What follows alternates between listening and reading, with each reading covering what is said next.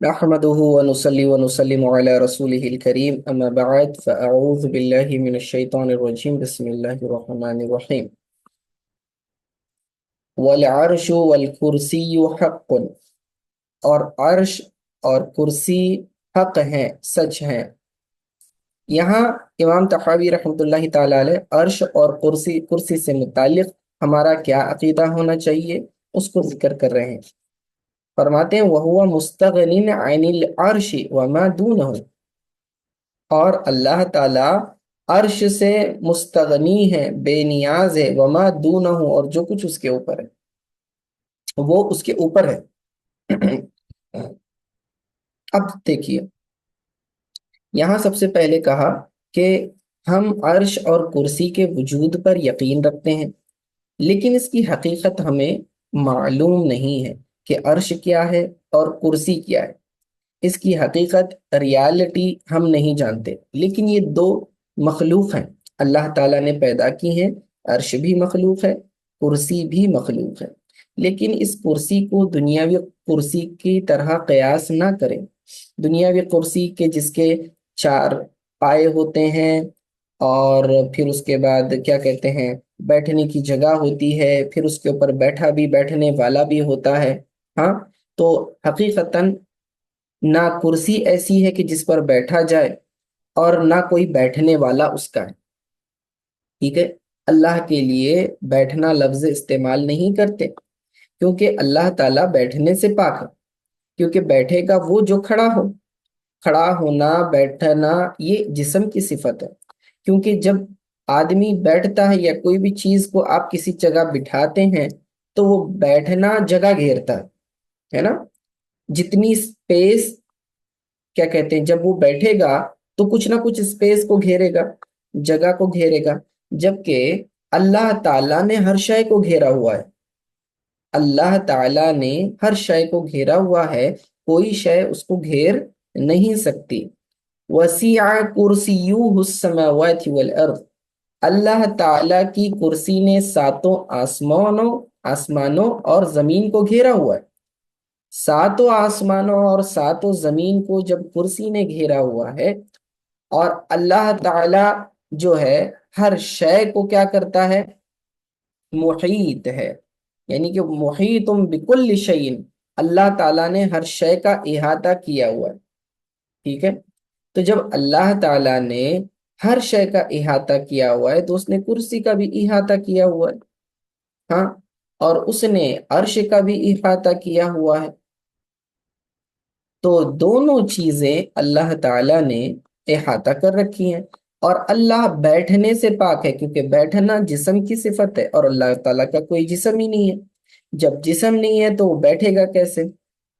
ٹھیک ہے، تو یہ ہمارا عقیدہ ہے کہ عرش اور کرسی کے وجود کو تو ہم مانتے ہیں، لیکن اس کی حقیقت کیا ہے وہ ہم نہیں مانتے۔ ایک صحابی نے رسول پاک صلی اللہ علیہ وسلم سے عرش اور کرسی کے متعلق سوال کیا، تو اللہ کے رسول صلی اللہ علیہ وسلم نے جواب دیا، جس کا مفہوم ہے کہ تمام زمین و آسمانوں کو اگر پھیلا دیا جائے، ابھی کیسا ہے، آسمان ایک لیئر کے اوپر لیئر ہے، رائٹ، ایک آسمان کے بعد گیپ ہے، اس کے بعد دوسرا آسمان، دوسرے آسمان کے بعد گیپ، پھر تیسرا آسمان۔ تو یہ جو لیئرز ہے نا، یہ اٹیچڈ نہیں ہے آسمان کے، یعنی کہ بالکل بیک ٹو بیک ایسے اٹیچڈ لیئرز نہیں ہے آسمان کے، لیکن زمین کے لیئرز اٹیچڈ ہیں۔ زمین کے لیئرز کیا ہیں؟ اٹیچڈ ہیں، یعنی فرسٹ لیئر آف ارتھ کے نیچے جو سیکنڈ لیئر ہے وہ بالکل جڑی ہوئی ہے، پھر اس کے بعد تھرڈ لیئر جڑی ہوئی ہے، فورتھ لیئر جڑی ہوئی ہے۔ تو گویا کہ یہ پورا بنچ ہے سنگل زمین کا، 7 زمینیں ہیں، لیکن وہ تمام کی تمام ایک دوسرے سے جڑی ہوئی ہیں۔ یوں سمجھ لے جیسے زنجیر کے کڑے ہوتے ہیں نا، جڑے ہوئے ہوتے ہیں، سیپریٹ نہیں ہوتے، تو پورے ان ٹوٹل ہم تمام حلقوں کو ملا کر ایک ہی زنجیر کہتے ہیں۔ یہی وجہ ہے کہ قرآن میں زمین کا لفظ جو ہے یہ سنگولر کے طور پر استعمال ہوا، الارض کہتے ہیں ہم زمین، لیکن اس سے 7 زمینیں مراد ہوتی ہیں۔ کیوں؟ کیونکہ ان کے لیئر جو ہے ملے ہوئے ہیں، لیکن آسمان کے لیئرز ملے ہوئے نہیں ہیں۔ ٹھیک ہے، اسی لیے آسمان کے لیے قرآن میں لفظ سماوات استعمال ہوا ہے، صرف سماعن استعمال نہیں ہوا، سماوات پلورل میں استعمال کیا، حالانکہ زمین بھی ساتھ ہیں، آسمان بھی ساتھ ہیں، آسمان کے لیے پلورل استعمال کیا گیا ہے قرآن میں لفظ، زمین کے لیے سنگولر استعمال کیا ہے۔ وجہ وہی ہے کہ زمین کے جو لیئرز ہیں وہ ملے ہوئے ہیں، آسمان کے لیئرز وہ کھلے ہوئے ہیں، ٹھیک ہے؟ تو اب آسمان جو ایک کے اوپر ایک لیئر ہے، اگر ان کو پھیلا دیا جائے، لائک یہ آسمان کے بالکل بازو میں کر دیا جائے، ایسے پھیلا دیا جائے، پھر اس کے بعد اس کے سائڈ میں دوسرا آسمان، تو کتنا بڑا ہو جائے گا آپ اندازہ لگائیں۔ آلریڈی ایک ہی آسمان نے تو سارا گھیرا ہوا ہے نا، تو سارے زمین کو بھی گھیرا ہوا ہے، سارے دوسرے چاند ستاروں کو گھیرا ہوا ہے نا، تو ایک آسمان نے ہی اتنا سب گھیرا ہوا ہے، تو پھر دوسرا آسمان کیسا ہوگا، تیسرا آسمان، یہ پھیلا دیا جائے، زمینوں کو بھی سارے پھیلا دیا جائے، تو فرماتے ہیں کہ اس کے مقابلے میں، ٹھیک ہے، اس کے مقابلے میں جو اللہ تعالی کا عرش ہے وہ ایسا ہے جیسے کہ یہ ساتوں آسمان اور زمین جو پھیلے ہوئے ہیں جنگل میں پڑے ہوئے انگوٹھی کی طرح ہے۔ جنگل کتنا بڑا جنگل ہوتا ہے، اس میں اگر ایک انگوٹھی ہو تو اس کی کیا حیثیت ہوگی، وہ نظر بھی نہیں آئے گی۔ تو انگوٹھی کا جو چھلا حلقہ ہوتا ہے، ایک رنگ ہوتی ہے، جس طرح جنگل میں پڑ جائے تو اس ایک انگوٹھی کی جو حیثیت ہوگی نا، وہی حیثیت تمام آسمانوں اور زمینوں کی اللہ کے عرش کے برابر ہوگی، اللہ کے عرش کے مقابلے میں ہوگی۔ یعنی جنگل کتنا بڑا ہے اور انگوٹھی اس کے مقابلے میں کتنی چھوٹی ہے، تو ویسے ہی تمام ساتوں آسمانوں زمینوں کو پھیلا دیا جائے تو عرش جو ہے وہ انگوٹھی کے مقابلے میں ایسا ہے جیسے کہ جنگل انگوٹھی کے مقابلے میں، ٹھیک ہے۔ اور کرسی کے بارے میں آتا ہے کہ عرش اور کرسی، پھر اگر ان دونوں کا بھی کمپیریزن کیا جائے تو بھی پھر وہ جنگل اور انگوٹھی کا کمپیریزن۔ تو آپ دیکھیں کہ کتنی چیزیں بڑی بڑی ہیں، ایسا نہیں کہ عرش اور کرسی دونوں برابر ہیں، نہیں، بالکل کہ نہیں۔ تو یہ کرسی ہمارے انسانوں کی کرسی کی طرح نہیں، یہ کرسی سے مراد بیٹھنے کی کرسی مراد لینا نہیں چاہیے، ٹھیک ہے، کیونکہ کرسی کے کئی معنی آتے ہیں، کرسی کے کئی معنی آتے ہیں۔ ایک معنی تو کرسی کا جو ہے وہ تخت ہوتا ہے جس کے اوپر بیٹھا جاتا ہے، بادشاہ کے تخت کو بھی کرسی کہتے ہیں، ٹھیک ہے۔ اسی طرح عرش کے لیے بھی ویسے استعمال ہوتا ہے، ٹھیک ہے نا، ہاں۔ تو اب دیکھیں قرآن میں جا بجا عرش اور کرسی کا ذکر آیا ہوا ہے۔ اللہ تعالیٰ نے فرمایا ذو العرش المجید، اللہ تعالیٰ عرش کا مالک ہے اور بزرگی والا ہے نا۔ اسی طرح یحمل عرش ربک فوقہم یومئذ ثمانیہ، اس دن تمہارے رب کے عرش کو 8 فرشتے اپنے اوپر اٹھائے ہوئے ہوں گے، یعنی عرش کو اٹھانے والے 8 فرشتے ہیں، انہیں حاملین عرش کہا جاتا ہے، بڑے جلیل القدر فرشتے ہیں، حاملین عرش کہا جاتا ہے، حمل کرنا یعنی اٹھانا، عرش کو اٹھانے والے۔ تو سورہ حاقہ میں اللہ تعالیٰ نے ذکر فرمایا کہ اللہ کے عرش کو 8 فرشتے اٹھائے ہوئے ہوں گے۔ اسی طرح سورۃ البقرہ میں آیت الکرسی میں فرمایا وسیع کرسیہ السماوات والارض، کہ اس کی کرسی نے سارے آسمانوں اور زمین کو گھیرا ہوا ہے، یہ ذکر فرمایا قرآن نے۔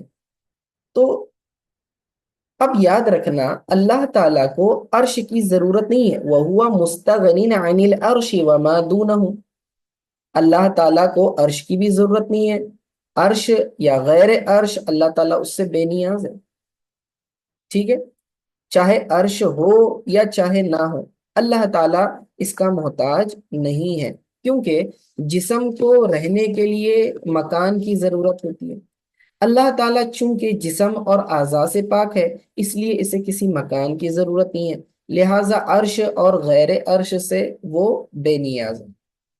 اب سوال یہ اٹھتا ہے کہ قرآن کریم میں ثم استوى علی العرش کا یہ جملہ آیا ہوا ہے، اس کا معنی یہ نہیں ہے کہ اللہ تعالیٰ کو عرش کی ضرورت ہے یا عرش اللہ تعالیٰ کا مکان ہے یا عرش پر اللہ تعالیٰ بیٹھا ہوا ہے، نہیں، اس کا معنی یہ نہیں ہے۔ یہ آیات متشابہات میں سے ہے۔ اس کا معنی یہ ہے کہ اللہ تعالیٰ عرش پر غالب ہے، ٹھیک ہے، عرش پر بیٹھا ہوا نہیں ہے۔ کوئی بھی شخص اللہ تعالیٰ کو یوں نہیں کہہ سکتا اللہ تعالیٰ اوپر عرش پر بیٹھا ہوا ہے، یہ غلط ہے۔ کیونکہ جب آپ نے یہ کہا اللہ عرش پر اوپر ہے تو آپ نے اللہ کے لیے سمت کو ثابت کر دیا، ڈائریکشن کو ثابت کر دیا، جبکہ اللہ تو جہات ستہ سے پاک ہے۔ ہم یہ عقیدہ پڑھ چکے ہیں، اللہ تعالیٰ 6 سمتیں، اوپر نیچے آگے پیچھے دائیں بائیں، اس ساری سمتوں سے ڈائریکشن سے اللہ تعالیٰ پاک ہے۔ تو آپ یہ نہیں بول سکتے کہ اللہ تعالیٰ عرش پر بیٹھا ہوا ہے، نہیں، آپ کو یہ بولنا چاہیے اللہ تعالیٰ عرش پر مستوی ہے۔ استوا کا آپ ترجمہ نہیں کر سکتے، بیٹھنے سے آپ ترجمہ نہیں کر سکتے۔ استوا کا معنی سٹنگ ہے ہی نہیں، بیٹھنا ہے ہی نہیں، تو آپ بیٹھنا یہ ترجمہ نہیں کر سکتے، ٹھیک ہے۔ یہ بہت ہی کمپلیکیٹڈ بات ہے، اس کو میں مثالوں سے سمجھاؤں گا آپ کو تو شاید آپ کے ذہن میں آ جائے گا۔ ہم اللہ تعالیٰ کے لیے کوئی مخصوص مکان نہیں مانتے۔ مکان کسے کہتے ہیں؟ پلیس، جگہ، ٹھیک ہے۔ تو جگہ سے مراد کیا ہے؟ زمین والی جگہ مراد نہیں، کوئی بھی اسپیس، چاہے وہ زمین کے اندر ہو یا آسمانوں کے اندر ہو، کچھ بھی ہو، کوئی بھی اسپیس اللہ تعالیٰ کے لیے ثابت نہیں کر سکتے۔ کیوں؟ کیونکہ مکان وہ ہوتا ہے جو مکین کو حاوی ہو، یعنی مکان ہمیشہ مکین کو کور کرتا ہے۔ مثال کے طور پر ابھی میں کہوں بیگ ہے اور اس کے اندر کتاب ہے، کتاب کے لیے بیگ کیا ہے؟ مکان ہے۔ آپ سمجھ رہے ہیں؟ کتاب کے لیے بیگ کیا ہے؟ مکان ہے، وہ پلیس ہے۔ تو بیگ نے کیا ہے؟ کتاب کو گھیرا ہوا ہے۔ سمجھ میں آئی بات؟ اب اگر اللہ کے لیے مکان اس معنی میں لے کہ وہ شے جو مکین کا احاطہ کیے ہوئے ہو، تو پھر اللہ تو ہر چیز کا احاطہ کیے ہوئے ہو، ہر چیز کا اللہ نے احاطہ کیا ہوا ہے، اس کو کوئی احاطہ نہیں کر سکتا، برابر؟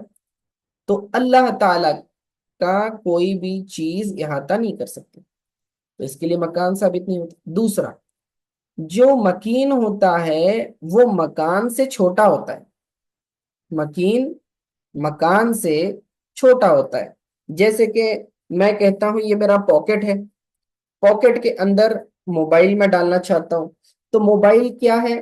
یہ مکین ہے جو اندر رہنے والا ہے، اور اس کا مکان کیا ہے؟ یہ پاکٹ ہے، ٹھیک ہے۔ اب یاد رکھیں یہ پوری طرح سے اندر اسی وقت سمائے گا جبکہ مکان اس کا بڑا ہو۔ اگر مکین مکان سے بڑا ہو تو وہ اس کے اندر سما نہیں سکتا۔ اگر آپ جو ہے آپ کا گھر، آپ گھر کے اندر رہتے ہو تو گھر آپ کا ہمیشہ بڑا ہی رہے گا نا آپ سے، کریکٹ؟ ایسا تو نہیں ہو سکتا کہ گھر چھوٹا ہے اور آپ بڑے ہیں، ورنہ آپ اس کے اندر بیٹھ ہی نہیں سکتے، ہے نا؟ تو اللہ تعالیٰ کے لیے اگر اس طرح کا مکان ثابت کیا جائے تو اس سے لازم یہ آئے گا کہ مکان مکین سے بڑا ہو، یعنی اللہ سے بڑا مکان ہو، حالانکہ اللہ سے بڑی کوئی چیز ہے ہی نہیں۔ اللہ اکبر، اللہ سب سے بڑا ہے۔ تو جب مکان کا یہ معنی لیا جائے کہ مکین کو جو ہے، جو مکین سے بڑا ہو، جو گھیر لے، تو یہ تو معنی اللہ کے لیے ثابت ہی نہیں کر سکتے، کیونکہ اللہ ہر شے سے بڑا ہے، تو اللہ کس مکان میں فٹ ہی نہیں ہوگا۔ تیسری بات یہ کہ اگر مکان کا معنی آپ یہ لے لیں کہ اوپر کی لیئر نیچے والی لیئر سے مس ہوتی ہو، ٹچ ہوتی ہو، سمجھے؟ یعنی کہ آپ کیا کہیں گے؟ ایک مستوی ہے، ایک مستوی ہے، یعنی کہ ایک ہاریزونٹل اگر آپ پکڑ لیں، سرفیس ہے، سرفیس ٹو سرفیس جہاں ٹچ ہو تو یہ مکان ہے۔ اب دیکھیں، مجھے بتائیں، اوپر والا ہاتھ میں نیچے والے ہاتھ کے اوپر رکھ رہا ہوں، تو اوپر والے ہاتھ کے لیے نیچے والا ہاتھ کیا ہے؟ مکان ہے، کہیں نہ کہیں ایک پلیس پر ہے نا یہ ہاتھ، تو اوپر والے ہاتھ کے لیے نیچے والا ہاتھ مکان ہے۔ اور کیا نیچے والے ہاتھ نے اوپر والے کو گھیرا ہوا ہے؟ نہیں، برابر؟ تو اگر مکان کا یہ معنی لیا جائے کہ اوپر والے کی سرفیس نیچے والے کی سرفیس سے ٹچ ہوتی ہے، جیسے کہ کرسی پر ہم بیٹھتے ہیں تو ہمارا हमारी नीचे की सरफेस कुर्सी की ऊपरी लेयर को टच करती है। अगर ये माना लें तो भी ये दुरुस्त नहीं बनता। क्यों? क्योंकि अल्लाह ताला की कोई शक्ल ही नहीं है, कोई जिस्म ही नहीं है। अब हाथ ये एक जिस्म रखता है, इसका एक स्ट्रक्चर है, तभी तो वो दूसरे स्ट्रक्चर पर फिट आता है। अगर उसका कोई स्ट्रक्चर ही ना हो, उसका कोई जिस्म ही ना हो, तो ये इसके ऊपर कैसे बैठेगा? अब मैं उसको एक मिसाल से समझाता हूँ। आपके पास जो है ये एक एक शख्स है मिसाल के तौर पर। वो शख्स जो है उसके हाथ में कुरान शरीफ है। क्या है? कुरान शरीफ का मुसहफ है। अब वो मुसहफ को वो ले जाकर शेल्फ में रखता है। तो जिस शेल्फ में उसने रखा, वो कुरान के लिए क्या कहलाएगा? मकान कहलाएगा, है ना? कुरान के लिए वो मकान कहलाएगा। चूंकि उस किताब का अपना एक जिस्म है, उसकी अपनी बॉडी है, इसीलिए जैसे ही आप शेल्फ में रखेंगे तो वो उतनी जगह घेरेगा। करेक्ट है? ठीक है। क्यों? क्योंकि उसका जिस्म है, जिस्म है तो शेप है, शेप है तो वो जगह भी घेरेगा। अच्छा, दूसरी मिसाल ले लें कि एक वो दूसरा शख्स है, उसने कुरान शरीफ को हिफ्ज किया हुआ है। कुरान शरीफ को क्या है? हिफ्ज किया हुआ है। अब हिफ्ज किया, आपको सीने में कुरान महफूज है हम कहते हैं, या दिमाग में हमने उसको महफूज रखा हुआ है, जो भी, चाहे आप दिमाग मान ले, दिल मान ले, जो भी हो, लेकिन उसने कुरान याद किया हुआ है। अब मुझे बताएं कुरान कहाँ है? कुरान कहाँ है? अगर आप दिल में मानेंगे तो मुझे बताएं कुरान बड़ा है कि दिल बड़ा है? कुरान ऑब्वियसली हमारे जहन में एक तस्वुर है ना कि इतना साइज होता है, राइट, बुक फॉर्म में होता है। तो दिल तो इतना छोटा, मुट्ठी जितना होता है। तो उतनी छोटी मुट्ठी में वो कुरान बैठा कैसे? जबकि आप ये बात मान रहे हैं कि सीने में, दिल में कुरान मौजूद है। या दिमाग भी ले लें, दिमाग में कुरान महफूज है, अगर ये भी कह लें आप मेमोरी में, तो भी मुझे बताएं कि क्या फिजिकल फॉर्म में आप उसको तस्वुर कर रहे हैं, इमेजिन कर रहे हैं? नहीं। अच्छा, क्या आप जो है ये कह सकते हैं भाई दिल के इस हिस्से में यहां पर कुरान मौजूद है और यहां पर नहीं है? नहीं। आप बोल सकते हैं कि हर जगह उस पूरे दिल में कुरान मौजूद है, राइट। एक स्पेसिफिक मकाम उसके लिए आप फिक्स कर सकते हैं क्या कि कुरान जो है वो दिल के इस कोने में मौजूद है? ये भी आप नहीं कर सकते। तो जब आप ये मानते हैं कि एक कुरान दिल में बैठ सकता है, तो आप किस एतबार से कह रहे हैं कि जब उस कुरान का कोई जिस्म ना हो? बगैर जिस्म वाले कुरान को आप मान रहे हैं कि वो दिल में बैठ सकता है, और दिल के हर कोने में, हर हर जुज के अंदर आपको वो नजर आएगा, यानी कि वो महफूज है, या दिमाग कह लें, जो भी। ठीक है। तो आपने जब कुरान को बगैर जिस्म के तस्वुर किया, तब कहीं जाकर आपने ये माना कि वो छोटी जगह में भी महफूज हो गया, हर जगह में महफूज है वो दिल की। ठीक है, क्योंकि आप उसके लिए कोई खास मकाम तयन नहीं कर रहे हैं। और जब आप उसको कहते हैं कि ये बुक फॉर्म में है, शेल्फ में हम रख रहे हैं, तो अब यहां पर आपने उसके जिस्म को माना है। इसीलिए मैं कहूंगा कि मैंने शेल्फ में कुरान को रखा, इसका मतलब मैंने कुरान को क्या किया? जिस्म माना है और उसको वहां पर रखा है। ठीक है। लेकिन जब मैं कहता हूं मैंने कुरान को याद किया है, तो मैं उसको जिस्म मान रहा हूं क्या कुरान का? नहीं मान रहा। तो इस तरह से ही आप जो है बिला मिसाल तमसील समझें कि अल्लाह रब्बुल इज्जत का कोई जिस्म ही नहीं है। जब जिस्म ही नहीं है, तो उसके लिए मकान साबित नहीं कर सकते आपके स्पेसिफिक मकान में। अल्लाह हर जगह है, अल्लाह हर जगह मौजूद है। वहुवा माअकुम ऐनमा कुंतुम, अल्लाह फरमा रहा है तुम जहां भी हो अल्लाह ताला होगा, अल्लाह तुम्हारे साथ है। फाइनमा तवल्लु फसम्मा वजहुल्लाह, तुम जहां कहीं भी रुख फेरोगे अल्लाह ताला की जात को पाओगे वहां पर। तो इंसान तो कहीं भी रुख फेर सकता है। अच्छा, चार आदमी चार डायरेक्शन में रुख फेर सकते हैं, तो चारों जगह अल्लाह होना चाहिए। तो अल्लाह ताला, ये जुमला याद रखें, अल्लाह ताला हर जगह है, लेकिन हर जगह में नहीं है। سمجھ رہے ہیں؟ اللہ تعالی ہر جگہ ہے، ہر جگہ موجود ہے، لیکن ہر جگہ میں نہیں ہے، ان سائڈ نہیں بول سکتے آپ، کیونکہ جب آپ ان سائڈ بولیں گے، میں بولیں گے، اس کا مطلب آپ نے اس کے لیے مکان کو خاص کر دیا، اور اللہ کا جسم ہی نہیں ہے تو کوئی مکان آپ اس کو خاص نہیں کر سکتے۔ دوسری مثال سمجھ لیں سمجھانے کے لیے کہ ہر جگہ ہے اور ہر جگہ میں نہیں ہے، یہ کیسے ہو سکتا ہے؟ تو اس کی مثال کو سمجھیں۔ آپ پونا میں ہیں، رات ہو گئی، پونم کا چاند آپ کو نظر آ رہا ہے، فل مون آپ دیکھ رہے ہیں، تو پونا سے آپ جو ہے چاند کو دیکھ رہے ہیں، تو پونا والے کہیں گے کہ چاند پونا میں ہے کیونکہ اسے نظر آ رہا ہے نا۔ اچھا، پھر آپ ممبئی چلے جائیں، ممبئی میں بھی آپ کو فل مون نظر آئے گا، تو ممبئی والے کہیں گے کہ ممبئی میں چاند ہے، ممبئی میں چاند نظر آ رہا ہے، برابر مون سائٹنگ کرتے ہیں نا۔ پھر آپ دہلی چلے جائیں، پھر کسی اور اسٹیٹ میں چلے جائیں، حیدرآباد چلے جائیں، تلنگانہ چلے جائیں، کرناٹکا چلے جائیں، کہیں بھی چلے جائیں، صرف انڈیا نہیں، دوسرے کہیں اور کنٹریز میں بھی چلے جائیں، تو جہاں کہیں چلے جائیں آپ دیکھنے کے بعد کیا کہتے ہیں اوپر کہ بھئی چاند ہمارے پاس ہے، یہاں ہے۔ اب مجھے بتائیں چاند کتنے ہیں؟ چاند تو ایک ہی ہے، پونا میں جو چاند نظر آ رہا ہے وہی چاند ممبئی میں بھی نظر آئے گا، وہی حیدرآباد میں بھی نظر آئے گا، تو کیا ہر علاقے کا اپنا الگ الگ چاند ہے؟ نہیں۔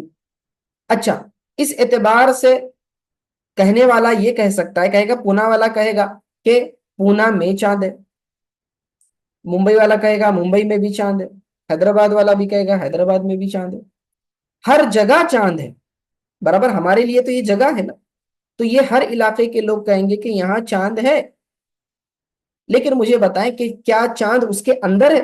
پونا کے اندر ہے، سٹی کے اندر ہے، اس کی باؤنڈریز میں، مکان کے اندر ہے؟ نہیں۔ لیکن آپ کہتے چاند ہر جگہ ہے، لیکن ہر جگہ میں نہیں ہے، چاند تو اپنی ہی جگہ پر ہے، سمجھے؟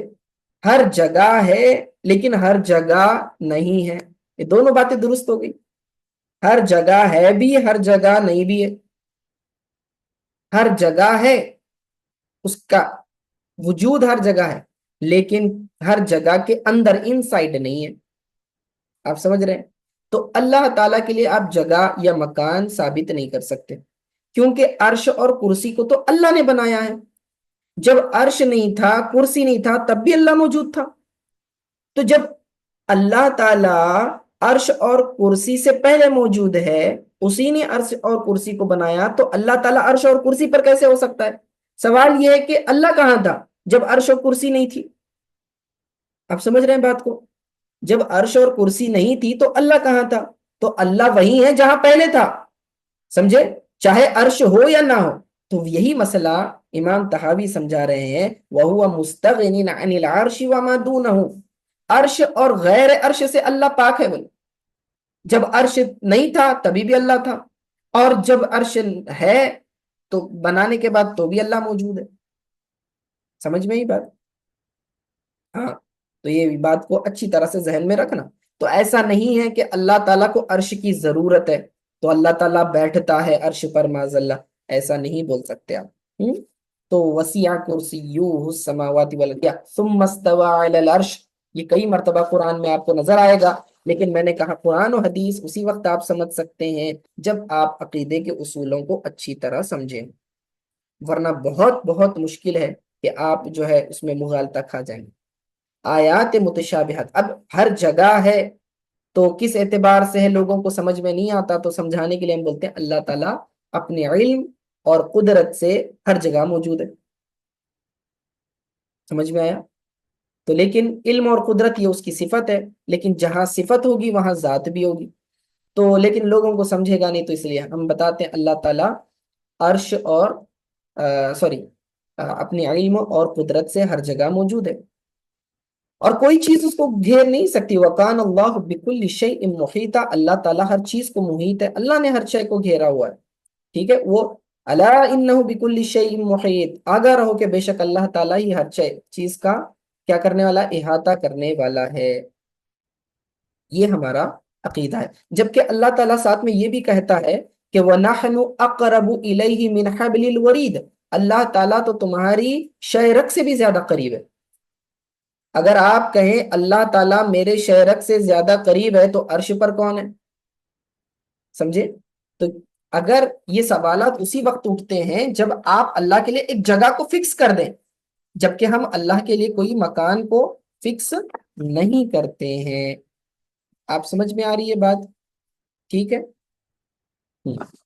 تو اللہ تعالی جو ہے عرش اور کرسی سے پاک ہے، تو ہم اس کا ترجمہ نہیں کریں گے، ہم بس یہی کہیں گے والعرش والکرسی حق، عرش اور کرسی کو ہم مانتے ہیں، اس پر ہمارا ایمان ہے، لیکن اللہ تعالیٰ نہ عرش کا محتاج ہے نہ کرسی کا محتاج ہے۔ ٹھیک ہے۔ اب وہ کرسی ان ریالٹی کیا شے ہے ہم نہیں جانتے، عرش ان ریالٹی کیا چیز ہے، کیونکہ عرش جو ہے کیا ہے، دیکھیے سات زمین ہے، زمین کے اوپر ساتوں آسمان ہے، ساتوں آسمان کے بعد جو ہے خلا ہے، اس کے اوپر کیا کہتے ہیں عرش ہے، عرش کے اوپر کرسی ہے، برابر اس طرح سے، اور پھر اس کے بعد آپ لا خلا ولا ملا، کوئی اسپیس ہی نہیں ہے، سمجھے؟ ویکیوم بھی نہیں بول سکتے آپ کوئی، کیونکہ ویکیوم بھی اگر آپ مانیں گے تو وہ بھی ایک مکان ہو جاتا، لیکن اللہ کے لیے پھر آگے اوپر کوئی مکان ہی نہیں، لا خلا ملا ولا ملا، سمجھے؟ بالکل بھی اللہ تعالیٰ جو ہے مکان سے پاک ہے، تو اس چیز کو سمجھنے کی کوشش کریں۔ وَهُوَ مُسْتَغْنٍ عَنِ الْعَرْشِ، اور اللہ تعالیٰ عرش سے مستغنی ہے، بے نیاز ہے۔ مُحِيطٌ بِكُلِّ شَيْءٍ وَفَوْقَهُ،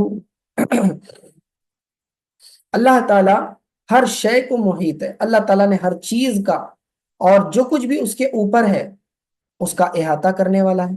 وَقَدْ أَعْجَزَ عَنِ الْإِحَاطَةِ خَلْقَهُ، اور مخلوق جو ہے، مخلوق کو اپنا احاطہ کرنے سے عاجز کر دیا ہے، تو کوئی بھی چیز اس کو گھیر نہیں سکتی، اس کو کور نہیں کر سکتی، اللہ تعالیٰ سب سے بڑا ہے، تو مخلوق عاجز ہے، تو اللہ تعالیٰ کو نہ عرش گھیر سکتا ہے نہ کرسی گھیر سکتی ہے، سمجھے؟ تو یہ اللہ تعالیٰ کی وہ صفات ہیں جن کو مخلوق اچھی طرح سے نہیں سمجھ سکتی، تو اس کے اندر بحث بھی نہیں کرنا چاہیے، جتنا سمجھ میں آیا مان لے، بس اتنا ماننا ہے کہ اللہ تعالیٰ کے لیے کوئی مکان نہیں ہے۔ اب بعض لوگ یہ کہتے ہیں کہ اوپر والا، ٹھیک ہے، یہ اوپر والا کہنے سے کیا مراد ہوتا ہے، کیا ہم اس کے لیے جگہ کو مخصوص کر رہے ہیں؟ ٹھیک ہے، تو یاد رکھیں مفہوم ایک یہ بھی نکلتا ہے لیکن اس کے لیے تعویل کی گنجائش ہے، اس کے اندر تعویل ہو سکتی ہے۔ اوپر والا سے مراد بلند رتبے والا اللہ تعالیٰ اوپر ہے کا مطلب اللہ تعالیٰ بلند ہے، سمجھے؟ تو یہ معنی میں لیں گے تو چلو ٹھیک ہے، لیکن اگر کوئی شخص کہتا ہے، یہ بعض اوقات لوگ جہالت میں یہ کہتے ہیں، ایک مسئلہ آیا تھا مفتی صاحب کو، تو ایک عورت نے کہا کہ اگر اللہ اوپر سے نیچے بھی آ کر مجھے یہ کام کرنے کے لیے کہے تو میں نہیں کروں گی، تو اس پر کیا حکم ہوگا؟ اس پر کفر کا فتویٰ لگے گا۔ کیوں؟ کیونکہ اس نے اللہ تعالیٰ کے لیے جسم کو مانا ہے، کیونکہ اوپر سے نیچے آنا یہ جسم کی کیفیت ہے، اللہ تعالیٰ نیچے آنے اوپر چڑھنے سے پاک ہے، سمجھے؟ اور اس نے اللہ کے لیے ایک سمت کو بھی فکس کر دیا، یعنی اللہ تعالیٰ اوپر کے ڈائریکشن میں، تو اللہ تعالیٰ کے لیے جب اوپر کا ڈائریکشن فکس کر دیا، اس کا مطلب نیچے نہیں ہے، رائٹ میں نہیں ہے، لیفٹ میں نہیں ہے، سمجھے؟ تو قرآن کی بہت ساری آیات کا انکار لازم آ جائے گا، اور یہ کفر ہے۔ تو ایسے جملے بے احتیاطی میں لوگ بولتے ہیں اور انہیں احساس بھی نہیں ہوتا یہ کتنے خطرناک جملے بول رہے ہوتے ہیں، اس سے پھر نکاح ٹوٹ جاتا ہے، تجدید ایمان تجدید نکاح کرنا پڑے گا، سمجھے؟ تو اللہ کے لیے آپ کوئی ڈائریکشن کو فکس نہیں کر سکتے۔ اب آپ کہیں گے بعض احادیث میں تو یہ آیا ہے کہ اللہ تعالی ہر رات جو ہے آسمان دنیا پر جو ہے کیا کرتا ہے، نزول فرماتا ہے، اور دوسری بھی حدیثوں میں آتا ہے شب قدر میں اور دیگر اس پہ کہ اللہ تعالیٰ آسمان دنیا پر نزول فرماتا ہے، اور پھر اس کے بعد اللہ تعالیٰ سوال کرتا ہے کوئی مانگنے والا کہ میں اسے عطا کروں، ہے کوئی بخشش چاہنے والا کہ اس کی بخشش کروں، ہے نا؟ تو اب یہ احادیث کا کیا مطلب؟ تو یاد رکھیں اللہ تعالیٰ عرش سے اتر کر آسمان دنیا کے اوپر آتا ہے، ایسا نہیں ہے، اوپر جانا نیچے اترنا یہ جسم کی صفات ہیں، اللہ تعالیٰ کا جسم ہی نہیں ہے، اس کے لیے یہ چیز ثابت ہی نہیں۔ تو پھر اس کا کیا مطلب؟ مطلب یہ ہے کہ اللہ تعالیٰ اپنی خاص تجلی فرماتا ہے اپنی خاص نظر کرم فرماتا ہے اس لمحات میں آسمان دنیا پر، ہے نا؟ تو یہ اللہ تعالیٰ کی توجہ خاص ہوتی ہے اس وقت، تو یہ مطلب ہوگا، یہ نہیں کہ اللہ تعالیٰ اوپر سے نیچے آ رہا ہے، کیونکہ اللہ کے لیے اوپر کی سمت ثابت ہی نہیں کر سکتے آپ، ٹھیک ہے؟ تو یہ بات ہے۔ تو سمجھ میں آ گیا؟ اب بعض لوگ کیا کرتے ہیں اس میں جو ہے، بعض دوسرے مکتب فکر کے لوگ جھگڑتے ہیں، خصوصاً سلفی حضرات کیا کرتے ہیں، اللہ کے لیے عرش کا معنی جو ہے اس میں شدت اختیار کر لیتے ہیں، ہے نا؟ اللہ عرش پر ہی ہے، عرش پر بیٹھا ہے، ایسا معنی نہیں لے سکتے ہم، ٹھیک ہے؟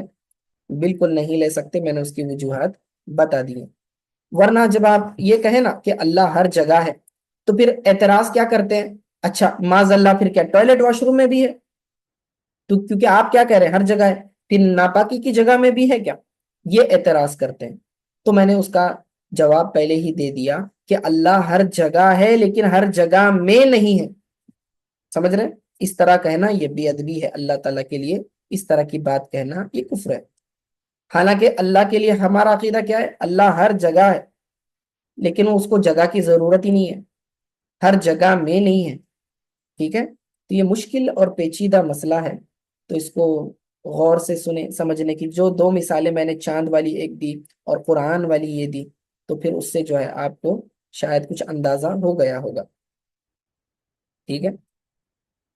وَنَقُولُ إِنَّ اللَّهَ اتَّخَذَ إِبْرَاهِيمَ خَلِيلًا وَكَلَّمَ اللَّهُ مُوسَى تَكْلِيمًا إِيمَانًا وَتَصْدِيقًا وَتَسْلِيمًا۔ ہاں، اب دیکھیں یہاں انبیاء علیہ السلام، پھر فرشتے اور آسمانی کتابوں کے بارے میں کیا عقیدہ ہونا چاہیے وہ ذکر کریں۔ وَنَقُولُ، اور ہمارا عقیدہ یہ، ہم یہ کہتے ہیں کہ بے شک اللہ تعالیٰ نے حضرت ابراہیم علیہ السلام کو خلیل بنایا اور موسیٰ علیہ السلام سے کلام کیا، ٹھیک ہے؟ اس بات پر ہمارا ایمان ہے، ہم اس کی تصدیق کرتے ہیں اور اسے تسلیم کرتے ہیں۔ اب حضرت ابراہیم علیہ السلام کے لیے خلت اور حضرت موسیٰ علیہ السلام کے لیے ہم کلامی، یہ قرآن کی نص سے ثابت ہے، اس پر ہمارا ایمان ہے۔ وَاتَّخَذَ اللَّهُ إِبْرَاهِيمَ خَلِيلًا، اللہ نے حضرت ابراہیم کو خلیل بنایا، اور موسیٰ علیہ السلام کے لیے فرمایا وَكَلَّمَ اللَّهُ مُوسَى تَكْلِيمًا، اور اللہ تعالیٰ نے موسیٰ علیہ السلام سے کلام کیا۔ اب یہاں سمجھنے کی ضرورت ہے کہ خلیل کا کیا معنی ہے؟ کیا اللہ تعالیٰ، خلیل کا ایک معنی دوست بھی ہوتا ہے، ٹھیک ہے؟ خلیل کا ایک معنی کیا ہوتا ہے؟ دوست بھی ہوتا ہے۔ اب حضرت عبداللہ ابن مسعود رضی اللہ تعالی عنہ کی روایت ہے کہ نبی اکرم صلی اللہ علیہ وسلم نے فرمایا لو كنت متخذا خلیلا لاتخذت ابا بکر خلیلا ولکنہ اخی وصاحبی، اگر میں کسی کو خلیل بناتا تو ابو بکر کو بناتا، لیکن وہ تو میرے بھائی اور ساتھی ہیں۔ تو صحیح مسلم میں ہے۔ اب اس حدیث میں لفظ خلیل استعمال ہوا، خلیل خلت سے ہے جس کا معنی ہے حاجت۔ کیا معنی ہے؟ حاجت، ضرورت۔ اب حدیث کا معنی یہ ہے کہ اگر میں کسی کو اپنا خلیل بناتا کہ اپنی ساری ضروریات اس سے پوری کرتا اور تمام مشکلات میں اس سے رجوع کرتا، تو اس کے لیے میری نظر میں ابو بکر سے بہتر کوئی شخص نہیں، لیکن میں چونکہ تمام حاجات اللہ تعالیٰ کے سامنے رکھتا ہوں، اس لیے میرا خلیل اللہ تعالیٰ ہی ہے اور میں ابو بکر کو دوست سمجھتا ہوں۔ تو یہاں جو ہے خلیل کا معنی آپ دوست کر لیں تو ٹھیک ہے، لیکن خلیل کا معنی حاجت کریں تو پھر اس سے معنی کیا بگڑ جائے گا، یعنی کہ پھر آپ یہ کہنا چاہ رہے ہیں اللہ تعالیٰ جو ہے محتاج ہے، سمجھے؟ اللہ تعالیٰ محتاج ہے، تو اللہ کے لیے آپ یہاں پر وہ معنی نہیں کر سکتے، کیونکہ قرآن میں جہاں حضرت ابراہیم علیہ السلام کو خلیل کہا گیا ہے تو وہاں خلیل کا لفظ خلت بمعنی خصلت ہے، یعنی حضرت ابراہیم علیہ السلام میں اللہ تعالیٰ نے خصائل حسنہ، اچھے اچھے خصائل جمع فرما دیے، یا یہ لفظ تخلل سے ہے، بمعنی داخل ہونا۔ حضرت ابراہیم علیہ السلام کے رگ و ریشے میں اللہ کی محبت داخل ہو گئی تھی، اسی لیے وہ اللہ تعالیٰ کے خلیل کہلائے، ٹھیک ہے؟ تو لفظ خلیل جو ہے امام ملا علی قاری رحمۃ اللہ تعالی علیہ مرقات المفاتیح میں فرماتے ہیں ان اصل الترکیب من الخلتی، ٹھیک ہے، لفظ خلیل جو ہے خلت سے بنا ہے، جس کا معنی ضرورت ہے۔ اب حدیث میں مطلب یہ ہے کہ اگر میں بندوں میں سے کسی کو خلیل بناتا تو تاکہ اپنی ساری ضروریات اس کے سامنے رکھوں، تو اپنی مشکلات میں اسی پر اعتماد کرتا، تو ایسا شخص ابو بکر ہے۔ لیکن تمام امور اور حالات میں جس کو اپنا جو ہے حاجت روا سمجھتا ہوں وہ اللہ تعالیٰ کی ذات ہے۔ جہاں تک حضرت ابراہیم علیہ السلام کو خلیل کہنے کا تعلق ہے، تو وہاں لفظ خلیل جو ہے خلتن بمعنی خصلت سے ہے، یعنی بعض خصلتیں ایسی تھی جو حضرت ابراہیم علیہ السلام کے ساتھ خاص تھیں، اسی لیے انہیں خلیل کہا گیا۔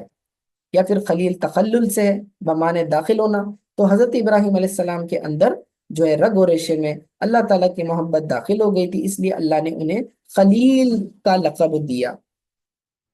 اب رہا موسیٰ علیہ السلام کے کلام کا مسئلہ، تو موسیٰ کلیم اللہ ہیں، آپ میں یہ ایک خاص وصف تھا۔ جب اللہ تعالیٰ سے اب ہم کلام ہونا چاہتے، اللہ سے بات کرنا چاہتے، تو کوہ طور پر چلے جاتے اور اللہ تعالیٰ سے گفتگو فرماتے تھے۔ یہ ایک خاص اللہ تعالیٰ کا کیا کہتے ہیں نبیوں پر یہ احسان تھا، جس میں سے حضرت موسیٰ علیہ السلام کو اللہ نے اپنے کلام کے لیے چنا، ابراہیم علیہ السلام کو خلت کے لیے چنا، ہے نا، اور حضور علیہ السلام کو اپنی زیارت کے لیے چنا، دیدار کے لیے چنا۔ تو ہر نبی پر اللہ تعالیٰ کا اپنا اپنا ایک خاص کرم ہے، لیکن خلیل کا معنی آپ جو حدیث میں آیا ہے وہ معنی آپ ابراہیم علیہ السلام کے لیے نہیں کریں گے، یہ میں سمجھانا چاہ رہا ہوں، ورنہ معنی بگڑ جائے گا اور حاجت اور ضرورت کے معنی میں ہو جائے گا، اور اللہ تعالیٰ کو تو کسی کی حاجت اور ضرورت نہیں ہے، تو اللہ نے ابراہیم علیہ السلام کو خلیل کیوں بنایا؟ ٹھیک ہے، تو پھر وہ انکار بھی نہیں کر سکتے۔ تو یہاں پہ میں خلیل خلتن جو ہے بمعنی حاجت کے ہوتا ہے، اور پھر خلیل تخلل سے بھی ہوتا ہے نا، تو یہ خصلت اور جو ہے داخل ہونا کے معنی میں آپ لے سکتے ہیں۔ ٹھیک ہے، تو وہی کہہ رہے ہیں وَنَقُولُ إِنَّ اللَّهَ اتَّخَذَ إِبْرَاهِيمَ خَلِيلًا، اور ہم یہ کہتے ہیں کہ اللہ تعالیٰ نے ابراہیم کو خلیل بنایا، یعنی خصلت خاص خصوصی خصلتوں والا بنایا۔ وَكَلَّمَ اللَّهُ مُوسَى تَكْلِيمًا، اور اللہ تعالیٰ نے موسیٰ علیہ السلام سے کلام کیا، ایماناً اسی پر ہمارا ایمان ہے، وہ تصدیقاً اسی کی ہم تصدیق کرتے ہیں، وہ تسلیماً اور اسی کو ہم مانتے ہیں۔ ٹھیک ہے، تو یہ ہمارے اب یہ خاص خاص جو امام تحوی ہیں ان عقائد کی طرف اشارہ کر رہے ہیں، وہ آیتوں کی طرف اشارہ کر رہے ہیں جہاں پر آپ کو کنفیوژن ہو سکتا ہے۔ ٹھیک ہے، اسی لیے اب اللہ نے موسیٰ علیہ السلام سے کیسے کلام کیا، اس کلام کی کیفیت کیسی تھی، تو یاد رکھیں اللہ تعالیٰ جو ہے وہ موسیٰ علیہ السلام اللہ تعالیٰ کو دیکھتے نہیں تھے، صرف آواز سنتے تھے۔ اب آواز کہیں گے تو پھر آپ کہیں گے اللہ تعالیٰ کا کلام تو آواز سے الفاظ سے پاک ہے، وہ اللہ تعالیٰ جو ہے اب وہ کس طرح کلام کرتا تھا، تو اللہ تعالیٰ نے کیا انتظام کیا تھا، تو اللہ تعالیٰ کے ذمہ ہے، اس کی کیفیت کو ہم نہیں جانتے۔ تو موسیٰ علیہ السلام سے کلام کرتا تھا اللہ تعالیٰ، تو حضور علیہ السلام سے بھی کلام کیا ہوا ہے عرش پر۔ جب حضور علیہ السلام چلے گئے تو اللہ تعالیٰ نے ان سے بھی کلام کیا ہے، رائٹ، ان سے بھی اللہ تعالیٰ نے کلام کیا ہوا ہے، لیکن وہ اللہ تعالیٰ کے کلام کی کیفیت ہم نہیں جانتے۔ وَنُؤْمِنُ بِالْمَلَائِكَةِ وَالنَّبِيِّينَ، اور ہم ایمان رکھتے ہیں فرشتوں پر، والنبیین، اور تمام نبیوں پر، والکتب المنزلہ، اور تمام نازل ہونے والی کتابوں پر جو اللہ تعالیٰ نے نازل کی۔